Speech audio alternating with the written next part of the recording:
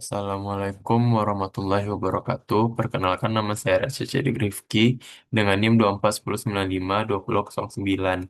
Dan anggota kelompok saya itu ada Nisrina Azizah 2410951001. Lalu ada Safira Zilka Ashifa dengan NIM 2410951025. Baiklah, di sini saya akan menjelaskan proyek probabilitas kelompok kami, yaitu analisis probabilitas dan fairness pada permainan congklak. Langsung saja kita masuk ke penjelasannya. Pertama, apa itu congklak? Jadi, congklak itu adalah permainan tradisional Indonesia untuk dua pemain, di mana setiap pemain memiliki tujuh lubang kecil atau rumah dan satu lubang besar atau disebut lumbung.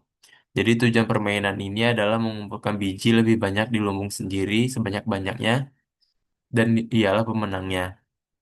Jadi, congklak ini dimainkan oleh dua orang menggunakan papan yang memiliki 14 lubang kecil dan dua lubang besar yang disebut lumbung, di mana masing-masing pemain memiliki tujuh lubang kecil dan satu lumbung. Pada awal permainan, setiap lubang kecil diisi tujuh biji. Jadi, tujuan utama permainan ini yaitu mengumpulkan biji sebanyak mungkin ke dalam lumbung sendiri, di mana ada aturan permainannya. Yang pertama yaitu pemain memilih salah satu lubang di sisi sendiri yang berisi biji. Yang kedua yaitu semua biji diambil lalu disebar berlawan arah jarum jam satu persatu ke setiap lubangnya. Ketiga, jika biji terakhir jatuh di lubang sendiri yang sebelumnya kosong, maka pemain mengambil semua biji di lubang lawan yang berhadapan dengan lubang tersebut. Lalu yang keempat, jika biji terakhir jatuh di lumbung sendiri, pemain mendapat giliran lagi atau giliran tambahan. Lalu, yang terakhir, permainan akan berakhir jika salah satu sisi kosong, semua biji sisi lawan dipindahkan ke lumbung pemain tersebut. Pemenang adalah pemain dengan biji terbanyak di lumbung. Setelah itu kita lanjut ke metodologi analisis. Di mana pada proyek ini kami melakukan beberapa tahapan analisis, yaitu yang pertama, kami memahami aturan dan mekanisme permainan congklak. Yang kedua, kami menentukan variabel acak dan memetakan ruang sampel. Yang ketiga, kami menghitung probabilitas kejadian-kejadian penting dalam permainan. Yang keempat, menghitung nilai ekspektasi atau harapan matematis. Yang kelima, mengevaluasi fairness permainan berdasarkan hasil perhitungan.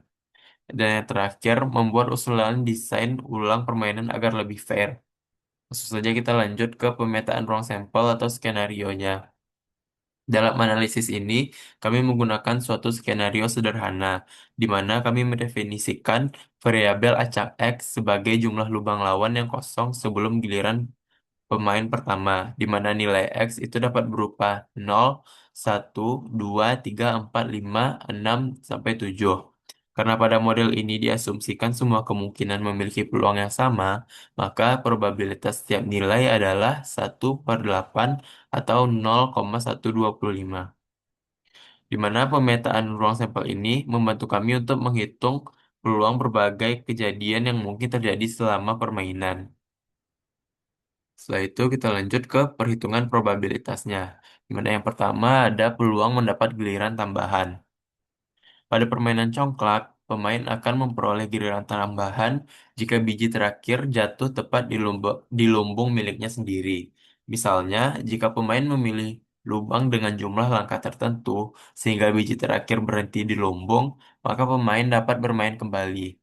Dalam kondisi standar dengan 7 lubang, peluang mendapatkan giliran tambahan adalah 1/7 atau sekitar 14,29%. Artinya, rata-rata dari 7 giliran, pemain kemungkinan mendapatkan satu kali kesempatan bermain tambahan. Peluang ini cukup penting karena semakin sering pemain mendapat giliran tambahan, maka semakin besar juga peluang memenangkan permainan. Lalu yang kedua ada peluang mengambil biji lawan atau capture.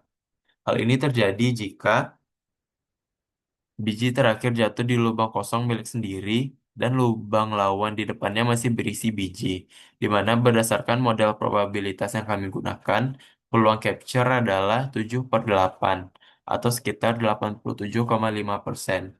Di mana nilai ini tergolong tinggi, hal tersebut menunjukkan bahwa mekanisme capture memiliki pengaruh besar terhadap jumlah biji yang diperoleh pemain. Lalu yang ketiga ada distribusi X atau jumlah lubang lawan yang kosong.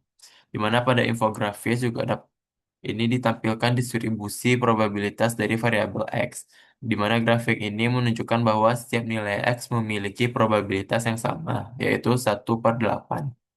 Distribusi ini termasuk distribusi seragam atau uniform distribution, karena setiap kemungkinan dianggap sama besar, maka perhitungan probabilitas menjadi lebih sederhana dan mudah dianalisis.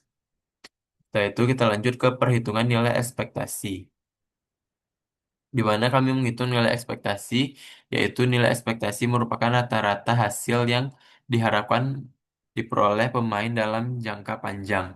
Di mana dalam proyek ini, variabel Y itu menyatakan jumlah biji yang diperoleh pemain dari hasil capture. Di mana jika X sama dengan 0, maka pemain memperoleh satu biji.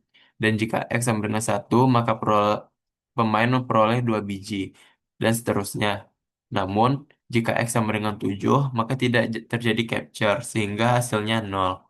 Di mana dari tabel distribusi probabilitas yang telah dibuat ini, diperoleh nilai ekspektasinya yaitu EY sebesar 3,5. Di mana ini berarti secara rata-rata pemain memperoleh sekitar 3 sampai 4 biji tambahan dari mekanisme capture dalam satu giliran.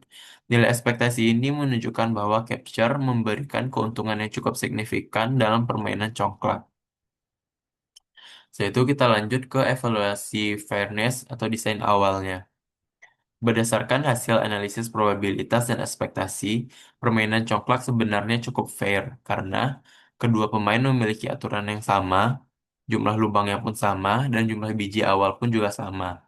Namun demikian, pemain pertama memiliki sedikit keuntungan praktis karena bermain lebih dulu, di mana keuntungan ini muncul karena pemain pertama memiliki kesempatan lebih cepat untuk melakukan capture dan berpeluang mendapatkan giliran tambahan lebih awal. Walaupun keunggulan tersebut tidak terlalu besar, tetapi tetap dapat mempengaruhi hasil permainan dalam jangka panjang. Lalu kita lanjut ke usulan desain ulang dan perbandingan. Agar permainan menjadi lebih adil, kami memberikan beberapa usulan desain ulang. Di mana pertama, pemain hanya boleh mendapatkan satu giliran tambahan secara berturut-turut. Tujuannya agar pemain tidak mendominasi permainan terlalu lama. Yang kedua, aturan capture diperketat sehingga pemain tidak terlalu mudah mengambil biji lawan. Serta yang ketiga, jumlah biji awal tetap dipertahankan sebanyak 7 biji agar keseimbangan dasar permainan tetap terjaga. Di mana hasil dari evaluasi kami ini, desain baru mampu mengurangi keuntungan pemain pertama, sehingga permainan menjadi lebih seimbang. Setelah itu, manfaat dari analisis probabilitas pada congkak ini. Melalui proyek ini, kami memahami bahwa probabilitas dapat diterapkan dalam permainan tradisional, Ana- di mana analisis probabilitas ini membantu memahami peluang kemenangan, mempelajari strategi permainan, menilai keadilan permainan secara objektif, dan melatih pola pikir logis serta analisis. Jadi kesimpulan dari proyek kami ini yaitu yang pertama, congklak ini memiliki unsur probabilitas yang kuat pada setiap gilirannya. Peluang mendapatkan giliran tambahan adalah 1/7, peluang capture sebesar 7/8, dan nilai ekspektasi capture adalah 3,5 biji per giliran. Di mana permainan standar sedikit menguntungkan pemain pertama, dan desain ulang yang diusulkan mampu membuat pemain menjadi lebih fair. Baiklah, sekian dari penjelasan proyek ini. Mohon maaf bila ada kesalahan dan terima kasih atas segala perhatiannya. Saya akhiri. Assalamualaikum warahmatullahi wabarakatuh.